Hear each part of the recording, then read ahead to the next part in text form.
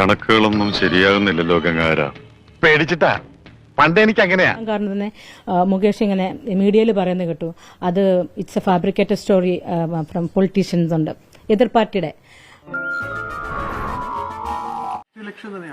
പിന്നല്ലാതെ CPM-ന്റെ MLA ആകുമ്പോഴത്തേക്ക് കയറി ഇറങ്ങി അങ്ങോട്ട് എന്തെങ്കിലും പറയാമല്ലോ എന്നുള്ളതാണ്.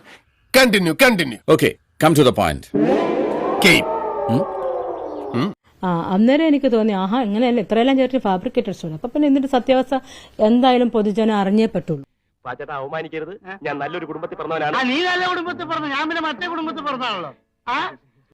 ഇപ്പൊ അമ്മയിൽ എനിക്ക് മെമ്പർഷിപ്പ് ഞാൻ ചോദിച്ചു. അപ്പൊ അവർക്ക് അത്രയും പേർക്ക് ഞാൻ ബെഡ് ഷെയർ ചെയ്താലേ എനിക്ക് അമ്മ മെമ്പർഷിപ്പ് എനിക്ക് തരുള്ളൂ എന്ന് അവർ പറഞ്ഞു. ഓഹോ, ഇങ്ങനെ ഒരു സംഗതി ഇതിന്റെ പിന്നിലുണ്ടായിരുന്നു. അങ്ങനെ പറഞ്ഞു മുകേഷ്. ഇല്ല, ഞാൻ പറഞ്ഞില്ല. ഞാൻ അങ്ങനെ പറഞ്ഞതായി ഏത് തെണ്ടിയാണ് നേരത്തോട് പറഞ്ഞു?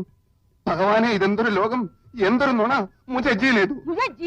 ലൊക്കേഷനിൽ വെച്ച് തന്നെ ഇപ്പം മുകേഷ് ചേട്ടൻ പറഞ്ഞ കാര്യം എന്താണെന്ന് വെച്ചാല്, നീ ആർക്കും കൊടുക്കണ്ടേ, മെഴുകുതിരിയുടെ ഉരുക്കോ വാസ്കല്ലേ, വാസ്ക് വെച്ച് അടച്ചു വെച്ചോ, നീ ആർക്കും കൊടുക്കണ്ട. എന്റെ ദൈവമേ, എന്റെ ഒരു കഷ്ടകാലം അല്ല എന്ത് പറയാനാ.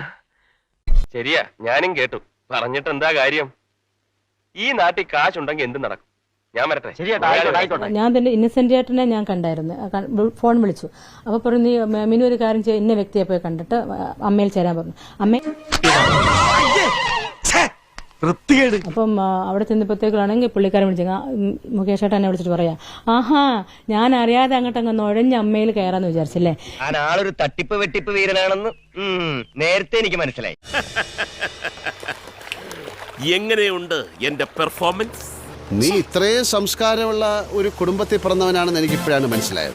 ഞാൻ അറിയാതെ ഒരു സംഭവവും മലയാള സിനിമയിൽ നടക്കില്ല, അത് ആദ്യം നീ മനസ്സിലാക്കിക്കോ. കോയിന്നുംകുട്ടി, നീ നന്നാവില്ല. അത് താൻ പറഞ്ഞിട്ട് വേണോ ഞാൻ അറിയാൻ? എനിക്ക് പിന്നെ വേറെ കമ്മിറ്റിന്ന് എന്നെ വിളിച്ചു പറഞ്ഞു, മിനുവിനെ ഈ കമ്മിറ്റി മെമ്പേഴ്സ് ആർക്കും അറിയില്ല. അപ്പൊ ഞാൻ ആരൊക്കെയാണ് കമ്മിറ്റി മെമ്പേഴ്സ് ചോദിക്കേ? അപ്പൊ പറഞ്ഞു, ഇടവേള ബാബു, ഇവർക്കാണ് കമ്മിറ്റി മെമ്പേഴ്സ്, ജയസൂര്യ, മണിയമ്പിള്ള രാജു, മുകേഷ് ചേട്ടൻ. അപ്പൊ ട്രസ്റ്റ് എന്ന് പറഞ്ഞ ആരൊക്കെയാ അതിലെ അംഗങ്ങള്? ബാബുവും മുകേഷും ജയസൂര്യയും. അപ്പൊ പിന്നെ ഇവർ ഓൾറെഡി എന്നെ അറിയുന്നു പറയത്തില്ലല്ലോ.